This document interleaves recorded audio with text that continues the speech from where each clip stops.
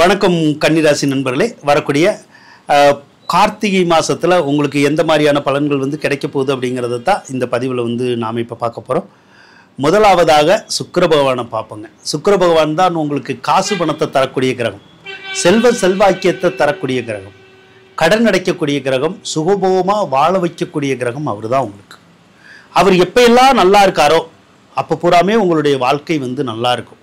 இப்போ நல்லா தான் இருக்கார். அவர் பணத்தை கொடுக்கக்கூடிய ஒரு அமைப்பில் இருக்கார். வேலை பார்க்குறவங்களுக்கு பதவி உயர்வு, சம்பள உயர்வு கிடைக்கும். தொழில் பண்ணுறவங்களுக்கு தொழில் நல்லா ஓடி அதன் மூலமாக வருமானம் வரும். வேலை இல்லாதவங்களுக்கு வேலை கிடைச்சிரும், தொழில் இல்லாதவங்களுக்கு தொழில் கிடைச்சிரும். ஸோ ரொம்ப சிறப்பாக இருக்கும். வரவேண்டிய பாக்கியாக இருந்தாலும் வந்துடும், எதிர்பார்த்த காசாக இருந்தாலும் வந்துடும். யார்ட்டையாவது போய் கடன் கேட்டாலும் கிடைச்சிரும், இப்படி லோன் கேட்டாலும் கிடைச்சிரும். இப்படி எந்த விதத்தில் வேணாலும் காசு கிடைக்கும். கடன் காட்சிகளும் அடையும். கடன் காட்சிகள்லாம் அடைஞ்சு நீங்கள் நிம்மதி உங்களுக்கு கிடைக்கிறதுக்குடைய ஒரு சந்தர்ப்பத்தையும் அதே சுக்கிர பகவானே உருவாக்கி தருவாருங்க. குடும்பத்தில் இருக்கிற கூச்சல் குழப்பம், சண்டை சச்சரவெல்லாம் கொஞ்சம் விலகும். ஆனால் கணவன் மனைவிக்குள்ள கருத்து வேறுபாடு வரும், அது வேற விஷயம். ஆனால் பொதுவாக குடும்பஸ்தானத்தில் என்ன பிரச்சனை வந்தாலும் கொஞ்சம் சால்வ் ஆகிறதுக்குடைய ஒரு அமைப்பும் இப்போ இருக்கு. புதன் பகவான் வேற உங்களுக்கு 2வது ராசியில தான் இருக்கார். புதன் 2வது ராசியில் இருந்தாலும் சிலருக்கு நல்ல வேலை வாய்ப்புகள் கிடைக்கும்.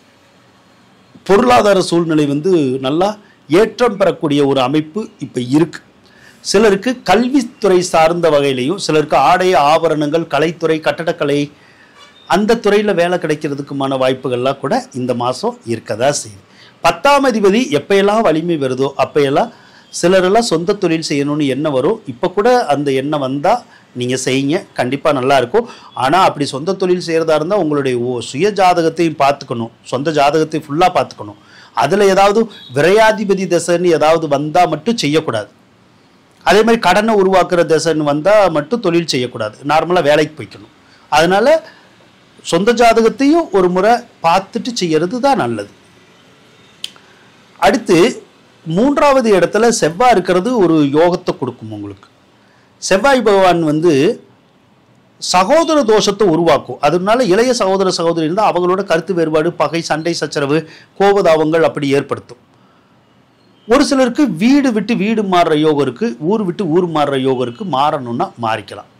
ஒரு சிலருக்கு ஒரு நிலத்தை கொடுத்துட்டு இன்னொரு நிலமோ வீடோ வாங்கக்கூடிய ஒரு அமைப்பு இருக்குது.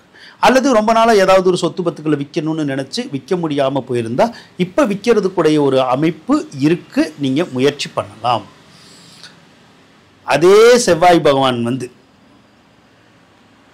டிசம்பர் 6ஆம் தேதி உங்களுடைய 4வது ராசிக்கு வரும். 4வது ராசிக்கு செவ்வாய் வந்தால் ரொம்ப சூப்பராக இருக்கும். 4வது ராசிக்கு செவ்வாய் வந்தால் சொத்து பத்துக்கள் விற்காது, சொத்து பத்துக்கள் வாங்கலாம். சிலருக்கு கிரையை வாங்கணுங்கிற எண்ணம் இருக்கும். ஏதாவது ஒரு சொத்தை வாங்கிடலாம், ஒத்தி வாங்கலாம், லீஸுக்கு எடுக்கலாம். பாகவிஸ்தியில் சொத்துக்கள் வராமல் இருந்தால் நம்ம குடும்பத்தில் பாகவிஸ்தி போட்டு சொத்துக்களை பகிர்ந்து எடுக்க முடியும். வில்லங்க சொத்துக்கள் ஏதாவது இருந்து இதில் இவ்வளவு நாள் கிடைக்கலைன்னா அந்த சொத்து பத்துக்களை நீங்கள் மீட்டணும்னு நினச்சிங்கன்னா கண்டிப்பாக நடக்கும், மீட்டிடலாம். நீங்கள் முயற்சி பண்ணி பாருங்கள். அதே மாதிரி ஒரு சிலருக்கு வீடு வாங்கக்கூடிய யோகமெல்லாம் கூட கிடைக்கும். வீடு வாங்கணுன்னாலும் நம்ம வாங்கிடலாம். அதே மாதிரி ஒரு சிலருக்கு ஒரு வீடை கொடுத்துட்டு இன்னொரு வீடு வாங்கணுன்னாலுமே அதுவும் நடக்கக்கூடிய ஒரு அமைப்பு இப்போ உங்களுக்கு இருக்குது. 3வது இடத்துல சூரியன் இருக்கனால இளைய சகோதர சகோதரினால மட்டும் கொஞ்சம் விரைய செலவுகள் மட்டும் வரும். கேது பகவானை எடுத்துக்கிட்டோம்னா 12வது ராசியில் தான் இருக்கார். கேது 12ல் இருந்தால் மோட்சஸ்தானம், அது மோட்சத்தை கொடுக்கணும்னு நினைப்பார். அப்போது ஒரு சிலருக்கு சரியாக தூக்கம் வராது. ஆன்மீக சம்மந்தப்பட்ட எண்ணங்கள் அதிகமாக வரதுக்கூடிய அமைப்பு இருக்குது. ஒரு சிலருக்கு நிறைய செலவுகள் கூட வரும். ஒரு சிலருக்கு மருத்துவ செலவுகள் வர்றது, அல்லது ஆன்மீக சம்மந்தப்பட்ட வகையில் செலவுகள் வர்றது, அல்லது மருத்துவம் சார்ந்த வகையில் செலவுகள் வர்றதுக்கு கூட வாய்ப்புகள் இருக்குது. அடுத்து உங்களுக்கு ஒரு நல்ல விஷயம் அப்படின்னு கேட்டுக்கிட்டால் குரு பகவான் தான். குரு பகவான் இப்போ லாபஸ்தானத்தில் தான் உங்களுக்கு உட்காந்துருக்கார். குரு லாபஸ்தானத்தில் உட்காந்துருந்தா ரொம்ப அற்புதமாக இருக்கும், சிறப்பாக இருக்கும். நம்ம என்ன நினைக்கிறோமோ அந்த நினச்ச காரியம் நினச்சபடியே நடக்கும். ரொம்ப நாளாக நினச்சி நடக்காத காரியம் கூட இப்போ நடக்கிறதுக்குடைய ஒரு அமைப்பு இருக்குது. நீங்கள் யார்கிட்டையோ உதவிகள் கேட்டிருக்கலாம், ஆறுதல் கேட்டிருக்கலாம். அந்த கிடைக்காத ஆறுதலும் கிடைக்காத உதவிகளும் கூட இப்போ உங்களுக்கு தேடி வரும். பொருளாதார உதவியா இருந்தாலும் கிடைக்கும். கோவில் சார்ந்த எந்த ஒரு உதவியா இருந்தாலும் உங்களுக்கு கிடைக்கும். கோர்ட்டு சார்ந்த நன்மைகளும் நடக்கும். இப்போ கோர்ட்டு கேஸ் வம்பு வழக்குகள்லாம் ஏதாவது நடந்துச்சுன்னா அந்த வம்பு வழக்குகள் எல்லாம் தீர்ந்து நமக்கு அந்த வம்பு வழக்குகள் நமக்கு சாதகமாக வந்து முடிஞ்சிடும். கோர்ட்டு கேஸ் எல்லாம் நடந்தால் அந்த தீர்ப்புகள் நமக்கு தான் வரும். அதனால நன்மைகள் கிடைக்கும். பெற்ற பிள்ளைகள்னால மிகப்பெரிய யோகங்கள் இருக்குங்க. பிள்ளைகள்னால சந்தோஷம், மகிழ்ச்சி, ஆதாயம், அரவணைப்பு இதெல்லாம் கிடைக்கும். பெரிய மகான்களுடைய ஆசி, அவங்களுடைய உதவிகள் இதெல்லாம் கிடைக்கும். அதே மாதிரி நகை சார்ந்த தொழிலில் இருக்கிறவங்க, பணம் சார்ந்த தொழிலில் இருப்பாங்க ஒரு சிலர், அதாவது ஃபினான்சஸ் லைனு, பேங்கிங் லைனில் இருப்பாங்க. அவங்களுக்கு, கோர்ட்டில் பணிபுரியறவங்களுக்கு, காலேஜில் வேலை பார்க்குறாங்கல்ல ப்ரொஃபஸராக, அவங்களுக்கெல்லாம் மிகுந்த யோகத்தை கொடுக்கக்கூடியவர் தான் இந்த குரு பகவான். அதுக்கப்புறம் சொத்து சோகத்தில் இருக்க வில்லங்கங்களை தீர்த்து கொடுத்து ஏதாவது சொத்து சோக வழியில் இருக்கிற சிரம சிக்கல் எல்லாம் காலி பண்ணி நமக்கு நன்மைகளை ஏற்படுத்தி கொடுப்பார். வீடு, வண்டி, வாகனங்கள் எல்லாத்தையுமே கொடுப்பார். அது போக கணவன் மனைவிக்குள்ள ஒற்றுமை இல்லைன்னா இப்போ கணவன் மனைவிக்குள்ள ஒற்றுமை வரும். பிரிஞ்சு இருந்தால் அந்த பிரிஞ்ச கணவன் மனைவிகள் ஒன்று சேரக்கூடிய ஒரு அமைப்பு கூட இருக்கும். இது ஒரு சிலருக்கு திருமண யோகத்தை உருவாக்கக்கூடிய ஒரு கிரகம். அப்போ ஒரு சிலருக்கு திருமண யோகமும் இருக்கும். கல்யாணம் ஆகாதவங்களுக்கு முயற்சி பண்ணிங்கன்னா ஒன்று கல்யாணம் நடந்துடும் கூடி சீக்கிரம், இல்லைன்னா உறுதியாவதும் பண்ணிடலாம். அதே மாதிரி ஒரு சிலருக்கு லவ் பண்ணக்கூடிய ஒரு யோகம் இருக்கும். அப்போ லவ் பண்ணிக்கிட்டு இருப்பாங்க. ஏற்கனவே லவ் பண்ணிக்கிட்டு இருந்தா அல்லது தகாத உறவு முறையில் வேற பெண்ணு அல்லது ஆணு கூட நம்ம ஏதாவது நம்மளோ நம்ம வீட்டில் இருக்கவங்களோ யாராவது பழகிக்கிட்டு இருந்தால் அந்த விஷயம் வீட்டுக்கு தெரிஞ்சு நம்ம அசிங்கப்படுற மாதிரியான ஒரு சூழ்நிலையும் இருக்கும்.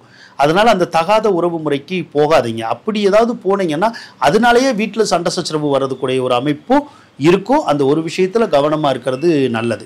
பொதுவாகவே இப்போ ஏதாவது ஒரு சின்ன தவறு போகணுன்னா கூட நம்ம வீட்டில் நாம் செய்கிற தவறுகள் வெளியில் தெரிஞ்சிடும். அதனாலேயே சில சண்டை சச்சரவு, கூச்சல் குழப்பம் நம்ம வீட்டில் வந்துடும். அதுக்கப்புறம் சண்டை சச்சரவு வந்துருச்சுன்னு நம்ம புலம்பக்கூடாது. சரிங்களா? சரி. அடுத்து உங்களுடைய கணவன் அல்லது மனைவி, கணவன் வழி உறவினர்கள், மனைவி வழி உறவினர்கள், அவங்க அப்பா அம்மா, அண்ணன் தம்பி, அவங்கனாலெல்லாம் நல்ல யோகமும் ஆதாயமும் கிடைக்கக்கூடிய ஒரு அமைப்பும் இப்போ உங்களுக்கு இருக்குது. அதனால குரு பகவான் ஒரு கிரகமே உங்களுக்கு மிகப்பெரிய பலத்தை கொடுக்கும். அதே மாதிரி மிகப்பெரிய பொருளாதார சூழ்நிலையும் கொடுக்கும் குரு பகவான்.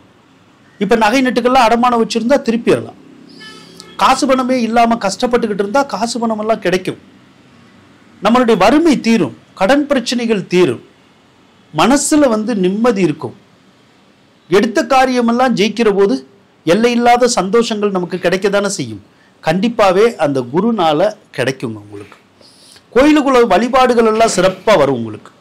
ஏதாவது ஒரு கோயிலுக்கு போகணும், வரணும், கோயில் வழிபாடுகள் செய்யணும், கோயில் கட்டணும், கோயில் திருத்தணும், கோயில் கும்பாபிஷேகங்கள் நடத்தணும், இந்த மாதிரியெல்லாம் ஏதாவது நீங்கள் நினச்சிங்கன்னாலும் கண்டிப்பாக நடக்கும்.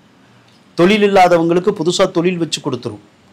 தொழில் இருக்கிறவங்களுக்கு மட்டும் கொஞ்சம் டல் அடிக்கும். வேலை இல்லாதவங்களுக்கு வேலையை கொடுத்துரும். வேலை இருக்கிறவங்களுக்கு மட்டும் டிசம்பர் 27க்கு மேலே கொஞ்சம் டல் அடிக்கும், அவ்வளோதான். வேலை தொழில்னா அது வரைக்கும் இப்போதைக்கு அந்த வேலை தொழில் அப்படிங்கிறது உங்களுக்கு சிறப்பாக தான் இருக்குது. சனி பகவானும் ராகுவும் 6வது இடத்துல இருக்கிறது நல்லதில்லை. இது நோய் கடன் பகையை உருவாக்கி விட்டுரும். ஒரு சிலருக்கு இந்த முழங்கால் வலி வருது, முதுகு வலி வருது, அந்த மாதிரி வந்துடும். வண்டி வாகனத்தினால விரயங்கள் வந்துடும். இப்போ நம்ம சொந்த வண்டி வச்சுருந்தாலும் அல்லது ஏதாவது டிரைவர் கண்டக்டர் மாதிரி ஏதாவது ஒரு வேலை பார்த்தா கூட அந்த வாகனங்களுக்கு சேதாரமாகும், அதனால செலவாகும். சிலருக்கு வாகன சார்ந்த தொழிலில் இருந்தால் அதில் முன்னேற்றம் இருக்காது. வாகன சார்ந்த தொழிலில் இப்போதைக்கு முன்னேற்றத்தை எதிர்பார்க்க முடியாது. இரும்பு சம்மந்தப்பட்ட தொழிலையும் முன்னேற்றத்தை எதிர்பார்க்க முடியாது. அதுக்கு இன்னும் கொஞ்சம் டைம் இருக்குது. அடுத்து கணவன் மனைவி உறவை கெடுக்கக்கூடிய ஒரு வேலையை அந்த சனி ராகு செய்யும். பொதுவாகவே ஒரு சில வீட்டில் இப்போ பாருங்களேன், கணவன் மனைவிக்குள்ளே ஏதாவது ஒரு சண்டை சச்சரவு, ஏதாவது ஒரு கருத்து வேறுபாடு வந்துக்கிட்டே இருக்கும். வீட்டில் நிம்மதியே இருக்காது. ஒன்று நாம் கோவிச்சுக்கிட்டு போகணும்னு தோணும், இல்லைன்னா மற்றவங்க கோவிச்சுக்கிட்டு போயிடுவாங்க வீட்டை விட்டு. இல்லைன்னா ஒரே வீட்டில் இருப்பாங்க, ஆனால் வாய் பேசாமல் கூட இருப்பாங்க. இல்லைன்னா ஏதோ ஒரு காரணமாக தனித்தனியாக பிரிஞ்சிருக்கணும்னு இப்போ இருக்குது. ஒரு சிலர் இப்போ பிரிஞ்சிருப்பாங்கல்ல கணவன் மனைவி, வேலையின் காரணமாக அல்லது ஏதோ ஒரு காரணமாக கொஞ்சம் பிரிஞ்சிருப்பாங்க. அப்படி பிரிஞ்சிருந்தா சந்தோஷமாக தான் இருப்பாங்க. சண்டை சச்சரவெல்லாம் ஒன்றும் வராது. ஒருவேளை இது பிரியாமல் இருக்காங்கல்ல, அவங்க வீட்டில் ஏதாவது தவறு பண்ணால் கண்டிப்பாக சண்டையை இழுத்து விடுற கிரகம் தான். அதனால நாம் கரெக்டாக இருந்துக்கிட்டால் சண்டை சச்சரவு வர்றதுக்கான வாய்ப்புகள் இருக்காது. இப்படி தான் உங்களுடைய ஜாதகம் இந்த கார்த்திகை மாதம் இருக்குது. அதனால் ஒரு சில நல்ல பலன்கள் கண்டிப்பாக இருக்கும், எதிர்பார்க்கலாம். ஒரு சில விஷயங்களில் நாம் தான் எச்சரிக்கையாகவும் கவனமாகவும் இருக்கணும். நன்றி நண்பர்களே.